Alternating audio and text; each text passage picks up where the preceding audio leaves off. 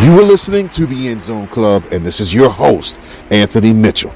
Man, we got something excited for you guys today. But let's roll it out in 3, 2, 1.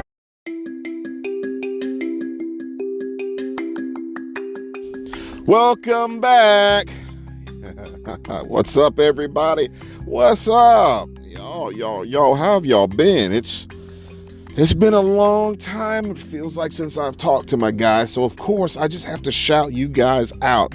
But most importantly, I got to start with the call of action, which is wherever you are listening to this podcast, like, share, subscribe, and rate, which is basically just saying, hey, let your mom and them know we're back on the air. As you guys know how we like to do it, we like to have conversation that's designed to push us from walking in potential to actually fulfilling purpose. Now, one thing about it, you know that potential means we have not done anything. Anytime somebody says you're full of potential, that means you have the capability of doing more, but now you got to lock in and get after it. But anyway,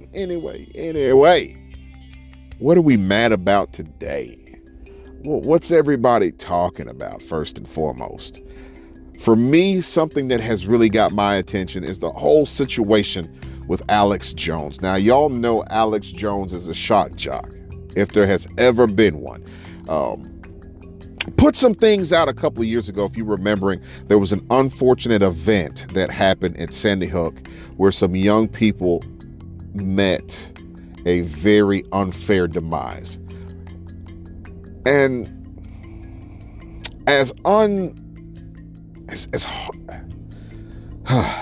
these conversations are hard to have because as a parent, all of us have our greatest fears surrounding that of our kids, and that's anything happening to them. So whether it's my kid or not, when you see bad things happening to other people's kids, you tend to empathize and sympathize with those parents because you understand to a degree the pain that a parent is feeling. But Alex Jones took it upon himself in regards to the Sandy Hook situation to say some things that were very uneventful, right? Basically, he called all of the parents actors and the kids basically actors as well.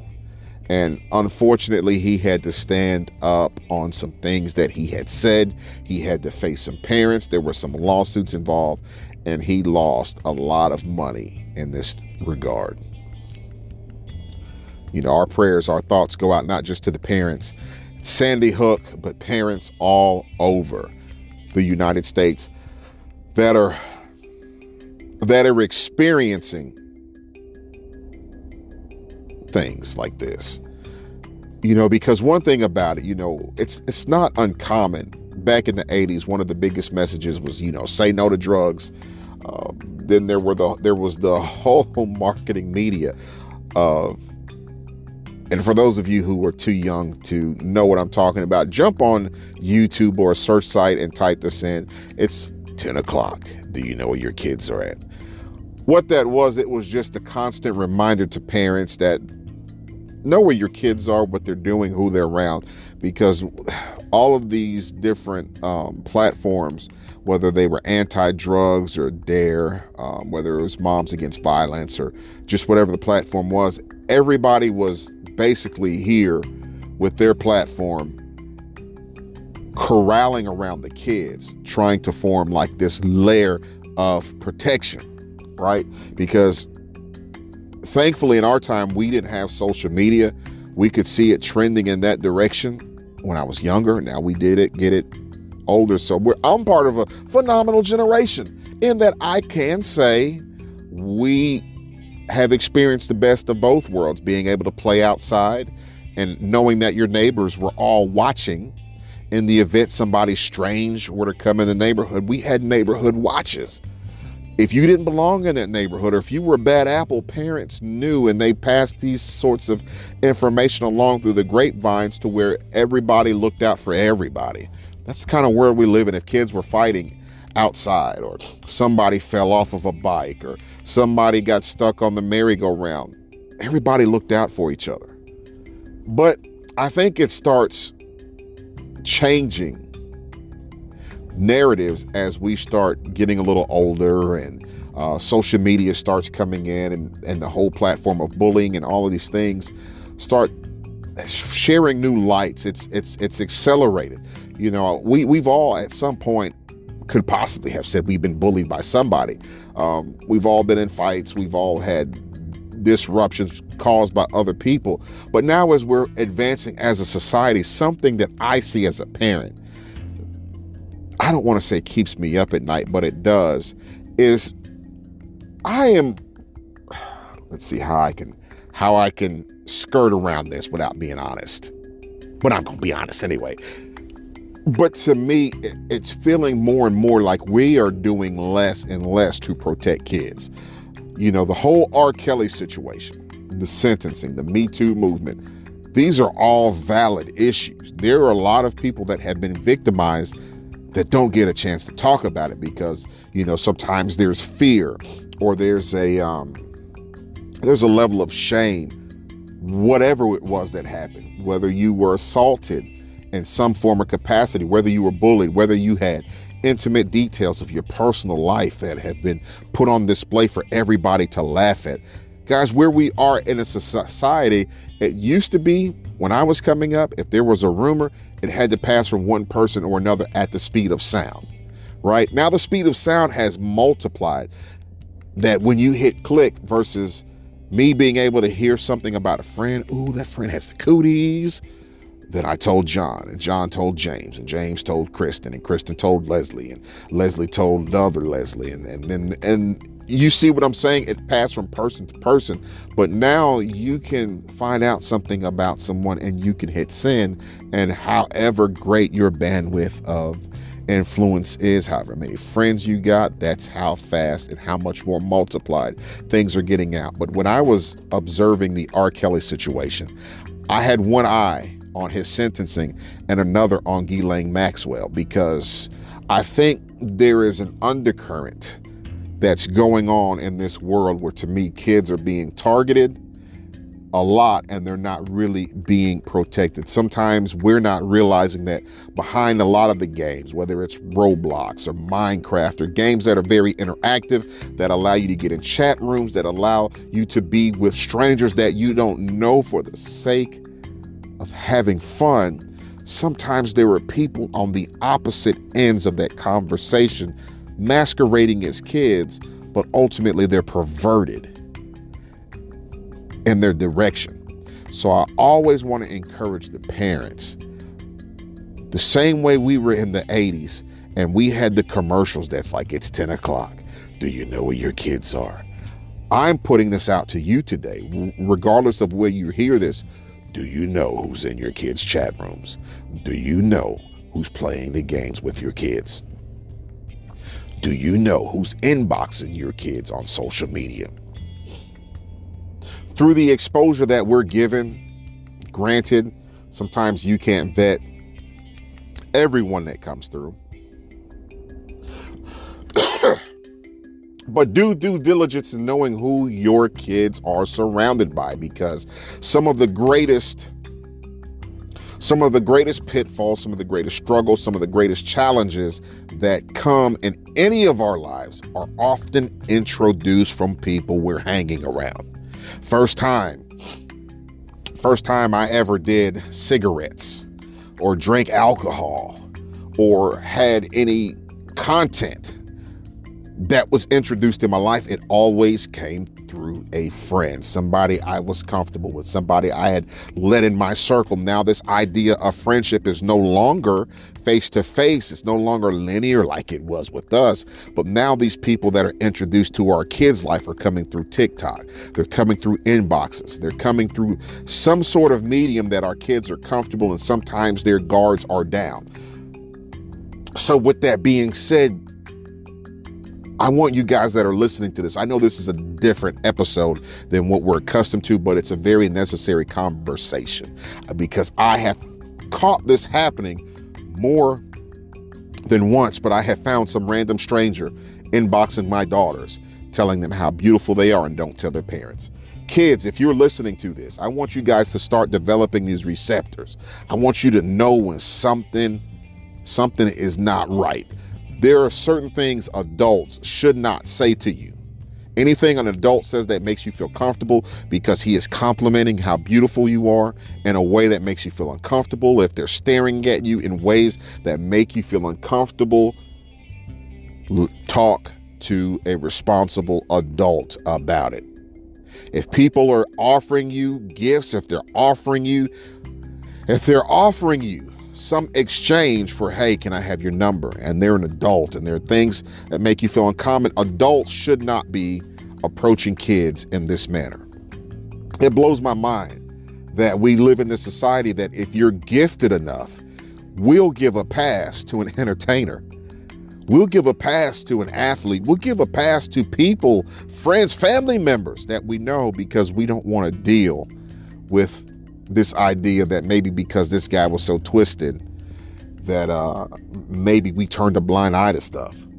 That's what's involved in every story. There are complicit adults. When you really get into the weeds of the R. Kelly situation, there's always complicit adults that have turned their heads to a lot of things, sometimes even introducing kids to people they shouldn't, all for the need for fame.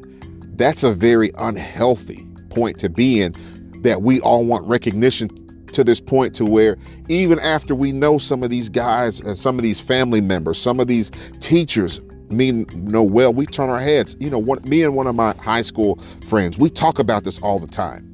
But there was a basketball coach that we saw in several compromising situations with high school girls. And some of the girls were welcoming to it. So, there was always this unspoken communication not to say anything. Maybe you saw the coach eyeing the girls. Maybe you saw him cracking jokes that was inappropriate for that age group. Boundaries being crossed. But you knew something was not right. You guys get where I'm coming from? And we turned our heads, or we would see sometimes some of the guys that maybe graduated 6 or 7 years before, 24, 25. You knew they were dating that girl that was 17. You would see them pick them up. You would see them drop them off, but you didn't say anything because it's like, hey, that's none of my business. But guys, that's a very toxic approach to knowing that things like this are not right and we're not doing what we can to protect the peace for these kids. Because there's a reality, especially young people. Once your innocence is taken, it's hard to have self-esteem for yourself the way you could or you should. Once you have that innocence taken from you, once you allow someone to prey on what you don't know, some of these young ladies looked at these boys because they had money, because they had cars, or they seemed to be so mature, but didn't see the flip side of the drama they were going to introduce to their life, because now this guy is older. Maybe he's abusive. Maybe he's insecure within himself. That's why he's attracted to younger women. And there's always a trade-off. Some young ladies got pregnant at an early age, and then they had abortions, and mentally they weren't mature enough to handle it. So what I'm saying is, adults, we got to do a better job protecting these kids. I know a lot of us that are familiar with the Jeffrey Epstein situation. We want to know what happened to the book. Who were the names? All of these things. For me, being military, I sometimes have an opportunity of knowing law enforcement and knowing people that are doing things to rescue kids, and you're hearing all of these stories, and it's like, okay, I know a lot of this is kind of swept under the rug sometimes. Unless you're actually in that world, you don't realize how bad it is. But I know for a fact, I've been in cities where if you come out at certain times of the day and you're working, you're driving by, you will see young ladies at truck stops that you know are too young to be there. And it blows my mind of what happened that got them from being in high school, enjoying prom, sweet 16s, hanging out with friends at Sonic and coffee shops and eating burgers after school, to now being at a truck stop, having to sell parts of their body for money. This is a very graphic conversation.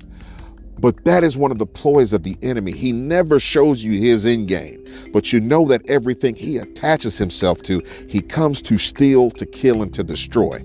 So my prayer today, as I am getting ready to close out on this conversation, is let's be praying for our kids. Let's keep watchful eyes out for the deceptions that we know are out here, because there's always people that are bad, right? They're the predators that are preying on the weak. And a lot of times the weak are those who are unguarded from parenting, that are unguarded financially. All of these things, they prey on that. But sometimes when there's a good man involved, sometimes when there's a good woman, sometimes when there's a caring teacher, or sometimes when there's that guardian or chaperone that says, not on my watch, it can stop a lot of crazy things from happening to the kids around us. I remember, I said I was getting ready to get off, but some more thoughts hit my mind. But I remember being even in high school, getting ready to go on school trips and having responsible teachers. I didn't think anything about this, but they were like, hey, before we go on this trip, I'm coming to your house. I'm going to introduce myself to your parents. We're going to sit down and talk because I want them to feel comfortable and trusting you with me. I want to know what their boundaries are. I want to know what are they okay with you listening to this kind of music? Little small things I would start to find out that good teachers would have these conversations with parents, so that way that whenever you're in their care, they're an extension of the parenting you're getting at home. They realize that sometimes some kids weren't coming from the same background, so let's sit down and talk and not assume anything like adults do, because when your kid is with me, they're in good trust. I think about things like that. I think about youth pastors who would sometimes randomly come back to me and say, hey, I was talking to some of your friends at school, and everybody's saying you've been hanging with some wrong people. And that would make me instantly be like, you're right. Let me do better. Just knowing that adults were concerned about who I was with, what I was doing, and the potential danger that lie ahead. Not saying they were taking fun away. Not saying they didn't want me to live life a little, because I'm going to do that. But ultimately being concerned with there being a hedge of protection, that they knew my parents worked. They knew my parents had responsibilities. They knew sometimes parents are blind to things kids do. But together, and we're going to make sure you getting where you're trying to go. And we have to do that with our kids, with our church family, with, kids from the neighborhood. If you see them and you know that they're going in the wrong direction, sometimes it's uncomfortable, but you got to sometimes pray, God, you know what? My neighbor's kid, I've been noticing while everybody else is playing, he's looking in neighbors' houses. God, grant me an opportunity to talk to his parents. Maybe they haven't noticed. Maybe you don't know what desperation is driving that kid. But sometimes just knowing that somebody loves them enough to be concerned about the direction their lives are taking, that's some of the greatest protection we can offer. But you have to be mindful that we are in a different dispensation. Sometimes it's hard to tell a parent, hey, you've been paying attention to John. John is a little different, ain't he? But I'm concerned about these kids because I do feel like there is an introduction to desensitization in a lot of the things they do, whether it's the music. If you listen to a lot of the music, it's very repetitive, but the programming is the same, right? And a lot of us are mad at the rappers, we're mad at the singers, we're mad at the musicians, but we never have stopped to do research on who's the figureheads that are at the top of all of these record companies. Sometimes you have to pay attention to what the news is pushing. Sometimes there's always a lot of just death, hell, and destruction, right? But through all of this constant programming, it desensitizes kids sexually, violently, moralistically, ethically. It blurs the lines when you hear something so much that it just feels like this is just what it is. When you're seeing even rappers at 30 deciding, hey, I want to join a gang. Millionaires pushing this rhetoric to the kids. And kids that are impressionable think it's the only way to get it. So then you start reading these posts that these kids that are ingesting this kind of stuff, and it's like, why is this all they focus on? Instead of developing a bright future, knowing Jeremiah 29:11, all of the good things God has got for them, they think it's all about being real in the streets and in the sheets. That ain't no way to go, guys. There is so much more mental weight that comes with this that, if they could take it back, And y'all know what I'm saying. We saw a lot of the pretty girls in high school that got so much attention that they fed into it, that as they got older, you see us now and you compare those who live maybe a slightly slower lifestyle to those who were very fast, and just the age gap is different. I know this is a hard conversation to have because people may think I'm slightly judging, but what I'm trying to lay out for everybody today is that there are consequences that come with every decision. And when we're not protecting kids, they're falling to the wayside. They're falling pretty early. Matter of fact, the way they build jails is based on this model of where our kids are at the 3rd and the 6th grade. Did y'all know that? They're able by the 3rd and 6th grade to project how many jails they're going to need, how many cells, how much money they're going to need to spend for what comes next. That's what I'm saying. On my watch, we need some people in the gap that are praying for these kids, that are mentoring these kids, that speaking positivity into them, but protecting them from some of the wiles that lie out. But anyway, I digress. This is another episode of the End Zone Club. Football season has started back. I just had to throw that out. But until next time, guys, let's do what we can to protect these kids. Over and out.